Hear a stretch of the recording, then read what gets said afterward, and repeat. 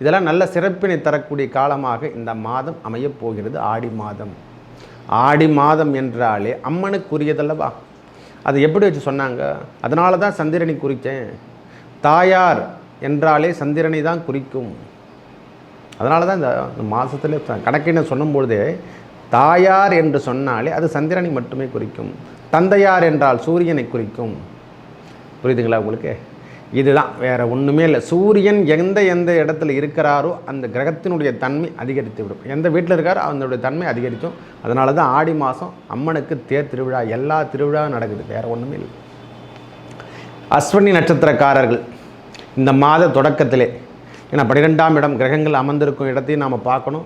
அதுக்கேற்ற மாதிரி தான் செயல்பாடுகளையும் நம்ம சொல்ல முடியும் ஐயா. 12ஆம் இடத்துல ராகு பகவான், 11ஆம் இடத்துல சனி பகவான் வக்ரகதியில் தான் இருக்கார். அதுவும் இல்லாமல் புதனும் வக்ரம்தான், அவரும் வக்ரகதியில் தான் இருக்கார். அதனால் ஒன்றும் தொந்தரவு கிடையாது. உங்களை பொறுத்த வரைக்கும், புதனை பொறுத்த வரைக்கும் உங்களுக்கு எந்த ஒரு தொந்தரவும் கிடையாது. ஏன்னா 3ஆம் அதிபதி என்று சொல்லக்கூடியவர் 4ஆம் இடத்திலே இருந்தால் அது ஒன்றும் தொந்தரவே கிடையாது. விக்னேஸ்வராய நமக, வெற்றிவேல் முருகனுக்கு அரகரோகரம். அரகர நம பார்வதி பதையே, அரகர மகாதேவா. தென்னாடுடைய சிவனே போற்றி, எந்நாட்டவர்க்கும் இறைவா போற்றி போற்றி. உங்கள் அபிமான அனந்தலை வாழ்வதிரர் வேலாயுதத்தின் நன்றி கலந்த வணக்கத்தை தெரிவித்து கொண்டு இந்த பதிவினை காண இருப்பது என்னென்னா, ஆடி மாத ராசி பலனை நம்ம பார்க்க போகிறோம் ஐயா. தமிழ் மாதத்தில் நம்ம வரக்கூடிய ஆடி மாத பலாபலங்களை பார்க்க போகிறோம். அதில் நட்சத்திரம் வாரியாகவும் நாம் பலாபலங்களை உரைக்க போகிறோம் ஐயா. இதுக்கு முன்னே மாத ராசி பலன் தான் பார்த்துருந்தோம். இனிமேல் வருகின்ற காலங்கள் எல்லாம் நட்சத்திரத்துக்கு வரிசையாக 27 நட்சத்திரத்தினுடைய வரிசையிலையும் நாம் பார்க்கக்கூடிய காலங்களாக வரப்போகுது. ஒவ்வொரு நட்சத்திரத்துக்கு பலாபலங்கள் இந்த ஆடி மாதம் எவ்வாறு இருக்கும் என்பதை பார்ப்போம் வாருங்கள். எனது அன்புள்ளம் கொண்ட மேஷராசி நேயர்களே, இந்த மேஷராசியில் அஸ்வினி பரணி கிருத்திகை என்று சொல்லக்கூடிய 9 பாதம் உடைய நட்சத்திரங்கள் இருக்குது ஐயா. நம்மளுக்கு அஸ்வினி நட்சத்திரத்தை பொறுத்த வரைக்கும் இந்த மாதங்கள் ஆடி மாதம் தொடக்கமே. ஏன்னா நம்ம ராசிநாதன் என்று சொல்லக்கூடிய செவ்வாய் பகவான் ஒரு முதல்ல சொல்லணும். ஏன்னா அதுதான் முக்கியம். அஸ்வினியை பொறுத்த வரைக்கும் இனிமேல் தொந்தரவுகள் விலகக்கூடிய காலங்களாக வந்து கொண்டிருக்கு. வேலை சார்ந்த விஷயத்தில் அந்த ராசிநாதன் 2ஆம் இடத்துக்கு இடம்பெயர்ந்து குருவோடு சேர்ந்து குருமங்கள யோகம் பெறக்கூடிய காலமாகவும், ஏன்னா 2ஆம் வீட்டில் செல்றார் ராசிநாதன் இருக்கின்ற வீட்டை விட்டு வெளியேறக்கூடிய காலங்களாகவும், இந்த 2ஆம் இடத்துக்கு செல்லும் பொழுது மேஷத்தின் இருக்கும் வீட்டு, அதாவது மேஷராசிக்கான அதிபதியான செவ்வாய் பகவான் இடம்பெயர்ந்து 2ஆம் இடம் என்று சொல்லக்கூடிய ரிஷபத்துக்கு இடம்பெயர்ந்து அங்கே வீட்டிற்கும் குருவோடு சேர்ந்து குருமங்கள யோகம் பெறுகின்றது. அதுவும் இல்லாமல் ஆடி மாதம் என்று சொன்னாலே முதல்ல சூரியனை தான் குறிக்கும். ராசிநாதன் என்று சொல்லக்கூடிய நம்ம 5ஆம் அதிபதி, நம்ம ராசிக்கு 5ஆம் அதிபதி என்று சொல்லக்கூடிய சூரிய பகவான் இதுவரைக்கும் மிதுனத்தில் இருந்தார். இனிமேல் கடகத்துக்கு இடம் பெயர்ந்து விட்டார். ஏன்னா மாதத்தின் என்று சொல்லக்கூடிய தமிழ் மாதம் என்றாலே அதை சூரியனை மட்டுமே குறிக்கின்ற காலமாக அமைகின்றது. சூரியன் எங்கே வீட்டிருக்கிறார் என்றால் அவர் தான் அந்த மாதத்துக்கான அதிபதியாகவும் வரார். இப்போ அவர் எந்த ராசியில் வீட்டிருக்காருன்னா அவர் தான் அந்த ராசிநாதனே இன்றைக்கி அந்த மாதம் முழுவதும் ஆளுமை திறமை கொண்டவராகவும் இருக்கின்றார். இப்போ கடகத்தில் வீட்டிற்குரிய சந்திர பகவானே இந்த மாதம் முழுவதும் ஆளுமை திறமை உடையவர்கள். ஆடி மாதம் முழுவதும் அந்த ஆளுமை திறமை மொல்லமே சந்திர பகவானுக்குரியதாகும். அப்படி பார்க்கும்போது நம்ம ராசிக்கு 4ஆம் இடம் என்று சொல்லக்கூடிய வீட்டில் சூரியன், புதன், சுக்கிரன் இவங்க 3 பேருமே வீட்டிருக்காங்க. 4ஆம் இடத்துல வீட்டிருப்பது மிகவும் சுபம். சுக்கிரன் 4ஆம் இடத்துல இருந்தாலே சுகபோகத்தை தான் சொல்லும். இது வரைக்கும் வீடு வண்டி வாங்கலைன்னா வாங்க போகிறோன்னு அர்த்தம் ஐயா. இது வரைக்கும் வாங்காமல் இருந்தாலும் அதுக்கு தேவையான ஆவணங்கள் நம்மக்கிட்ட சமர்ப்பிக்கின்ற காலங்கள் அஸ்வினி நட்சத்திரக்காரர்களுக்கு உரியதையா. கண்டிப்பாக வாங்கியிருப்பாங்க, இல்லைன்னா வாங்கக்கூடிய காலங்கள் வரும். இதெல்லாம் நல்ல சிறப்பினை தரக்கூடிய காலமாக இந்த மாதம் அமையப் போகிறது. ஆடி மாதம். ஆடி மாதம் என்றாலே அம்மனுக்குரியதல்லவா? அது எப்படி வச்சு சொன்னாங்க? அதனால தான் சந்திரனை குறித்தேன். தாயார் என்றாலே சந்திரனை தான் குறிக்கும். அதனால தான் இந்த மாதத்தில் கணக்கின சொல்லும்பொழுதே தாயார் என்று சொன்னாலே அது சந்திரனை மட்டுமே குறிக்கும். தந்தையார் என்றால் சூரியனை குறிக்கும். புரியுதுங்களா உங்களுக்கு? இதுதான், வேறு ஒன்றுமே இல்லை. சூரியன் எந்த இடத்துல இருக்கிறாரோ அந்த கிரகத்தினுடைய தன்மை அதிகரித்து விடும். எந்த வீட்டில் இருக்காரோ அதனுடைய தன்மை அதிகரிக்கும். அதனால தான் ஆடி மாதம் அம்மனுக்கு தேர் திருவிழா, எல்லா திருவிழாவும் நடக்குது. வேறு ஒன்றுமே இல்லை. அஸ்வினி நட்சத்திரக்காரர்கள் இந்த மாத தொடக்கத்திலே, ஏன்னா 12ஆம் இடம் கிரகங்கள் அமர்ந்திருக்கும் இடத்தையும் நாம் பார்க்கணும்.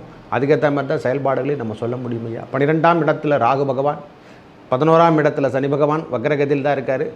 அதுவும் இல்லாமல் புதனும் வக்ரம்தான், அவரும் வக்ரகதியில் தான் இருக்கார். அதனால் ஒன்றும் தொந்தரவு கிடையாது. உங்களை பொறுத்த வரைக்கும், புதனை பொறுத்த வரைக்கும் உங்களுக்கு எந்த ஒரு தொந்தரவும் கிடையாது. ஏன்னா 3ஆம் அதிபதி என்று சொல்லக்கூடியவர் 4ஆம் இடத்திலே இருந்தால் அது ஒன்றும் தொந்தரவே கிடையாது.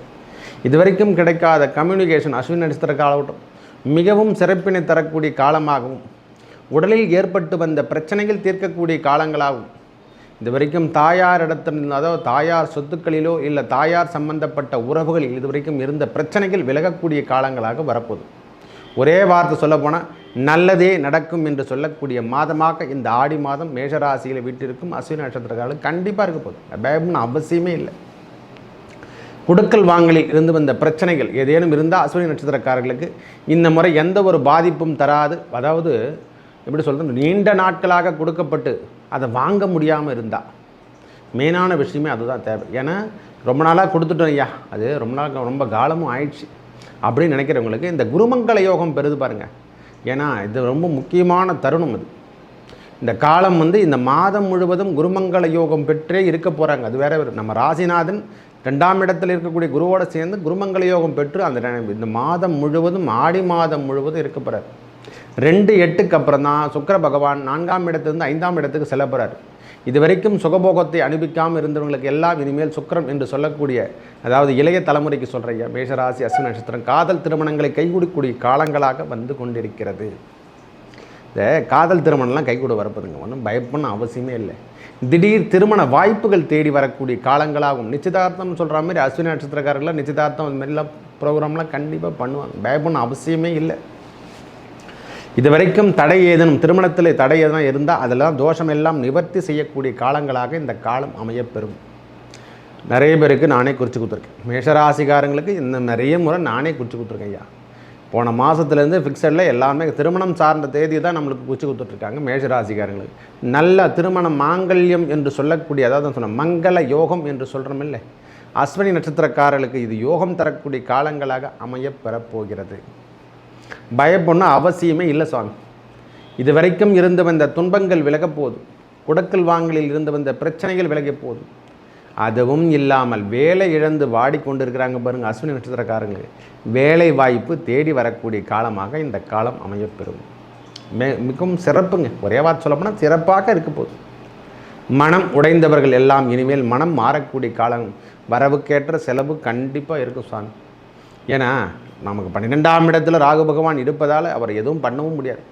போட்ட பொருள் எடுத்து உடனே சேல்ஸ் பண்ணிவிடுவாங்க. நம்மளால் வீட்டில் ஒரு 50,000 வாங்கி வச்சோன்னா, இல்லை ஒரு 5,000 ரூபாய் வாங்கி வச்சோன்னா அதுக்கேற்ற 5,000 ரூபாய்க்கு தேவையான அளவுக்கு செலவினங்களும் இருக்கும். பயப்படணும் அவசியமே கிடையாது. இனிமேல் வருகின்ற காலங்கள் துன்பத்தில் இருந்து விலகக்கூடிய காலங்களாக இந்த ஆடி மாதம் முழுவதும் காணப்படும். அதுவும் இந்த 2/8க்கு அப்புறம் நம்மளுக்கு மிகவும் சிறப்பினை தரக்கூடிய காலமாக அமையப்போகுது. ஆடி மாதத்தில் உங்களுக்கு சிறப்பினை தரக்கூடிய காலங்களாக இந்த காலம் அமையப்பெறும். பிரிவினை என்பது இது வரைக்கும் இருந்து வந்த பிரச்சனை, அதாவது கணவன் மனைவிக்குள் சின்ன சின்ன கருத்து வேறுபாடெல்லாம் இருந்து பாருங்கள் அஸ்வினி நட்சத்திரக்காரர்களுக்கு, அவங்களுக்கெல்லாம் இதெல்லாம் வித்ட்ராப் ஆகிட்டு போயிடும். எனக்கு தெரிஞ்ச வரைக்கும் அஸ்வினி இந்த மாதம் முழுவதும் நல்ல ஒரு பயிற்சியோடு தான் அவங்க வாழ்க்கை தரத்தை உயர்த்த போகுது. எந்த ஒரு தடை என்று சொல்லக்கூடிய அமைப்புகள் இல்லாமலும், இந்த இடம் சார்ந்த விஷயமோ வண்டி வாகனங்கள் என்று சொல்லக்கூடிய அமைப்புகள்லாம் பெறக்கூடிய காலங்களாகும். வெளியூர் சென்று பிழைக்கின்ற பாக்கியம் பெறக்கூடிய காலங்களாகும் இந்த காலம் அமையப்பெறும். நல்ல மனைவியோடு இதுவரைக்கும் இல்லாது இருந்து வந்த உறவுகள் சேரப்போகுதுங்க. இது வரைக்கும் கணவன் மனைவிக்குள் கருத்து வேறுபாடு எதனா இருந்தால் அஸ்வினி நட்சத்திரக்காரர்கள் இனிமேலாம் அதெல்லாம் விட்டுடுவாங்க. மனம் சாந்த பெறும். நம்ம வீட்டில் சுப நிகழ்ச்சிகள் நடைபெறும்.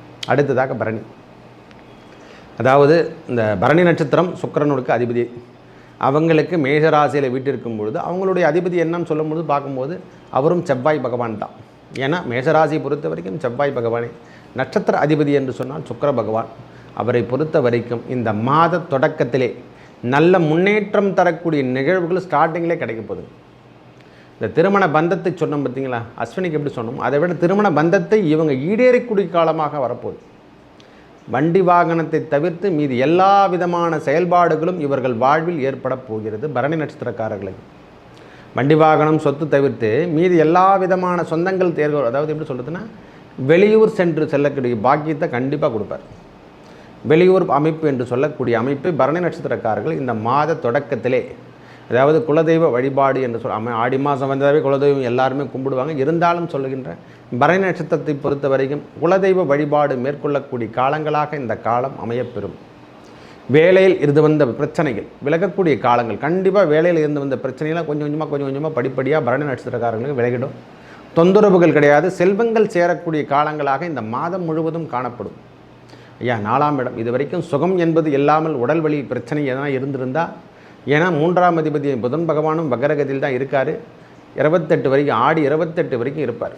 ஆடி 4ஆம் தேதி ஆரம்பித்து ஆடி 28 வரைக்கும் வக்கரகதியில் புதன் பகவான் இருப்பதால் உடல் உபாதைகள் இருந்து வந்த பிரச்சனைகள் விலகப்போகுது.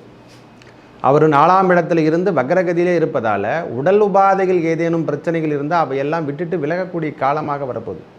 ஏன்னா அவர் 3ஆம் அதிபதியும் அவரே தான், 6ஆம் அதிபதியும் அவரே தான்.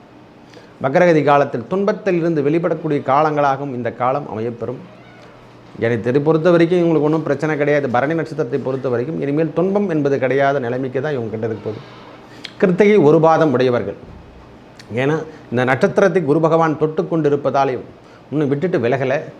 பகவான் செவ்வாய் பகவான் கடப்பதாலையும் சற்று வேகத்துடன் செயல்படக்கூடிய காலங்கள், மன உளைச்சல்கள் கொஞ்சம் சற்று இருக்க தான் செய்யும். கிருத்திகை பொறுத்த வரைக்கும் மன உளைச்சல்கள் மட்டுமே இருக்கும். மற்றபடி எந்த தொந்தரவும் கிடையாது. கொடுக்கல் வாங்கலில் இருக்கக்கூடிய பிரச்சனைகள் எந்த ஒரு தொந்தரவும் இந்த மாதம் முழுவதும் தடை என்பது இல்லாமல் இருந்தக்கூடிய காலங்களாக வரப்போகுது.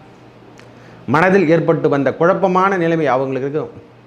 அவங்க ஊரில் கேட்டு பார்த்திங்கன்னா, கிருத்திகை நட்சத்திரக்காரர்கள் கேட்டிங்கன்னா உடல் என்பது என்ன சொல்ல முடியும், உடல் வலி என்று சொல்கிறதுனாலே அவங்களுக்கு தெரிய முடியாது. யாரோ 10 பேர் அடித்து போட்டால் மாதிரி ஒரு சூழ்நிலை காணக்கூடிய காலங்களாகவும் இந்த நட்சத்திரக்காரர்கள் இந்த ஆடி, அதாவது எப்படி சொல்கிறது, இந்த ஆடி மாதம் முழுவதும் ஒரு 15 தேதி வரைக்கும் தான் அந்த மாதிரி சூழ்நிலை. அதுக்கப்புறம் உடலில் இருந்து வந்த பிரச்சனைகள் விட்டு விலகந்து பார்த்தோன்னா கண்கூடாக பார்க்கலாம்.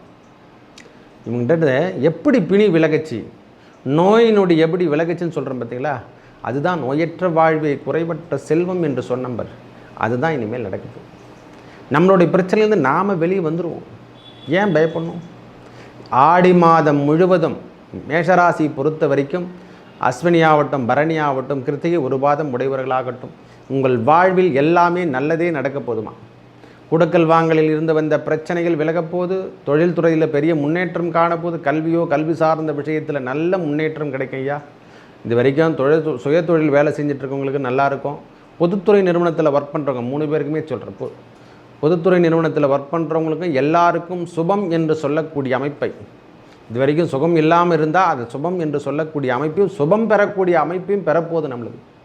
இந்த மாதம் குருமங்கள யோகம் 2ஆம் இடத்துல குருமங்கள யோகம் பெற்று நம்ம ராசிநாதனோட குரு பகவான் சேரும் பொழுதெல்லாம் நல்ல குடுப்பனை என்று சொல்லக்கூடிய அமைப்பை பெறதான் போகும்.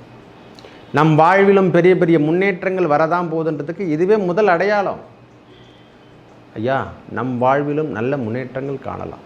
மேலும் நல்லதெல்லாம் நடக்க இறைவன் முருகப்பெருமானை வணங்கி வர உங்கள் வாழ்வில் ஏற்பட்ட துன்பங்கள் விலகி நல்லதே நடக்கும். நன்றி, வணக்கம்.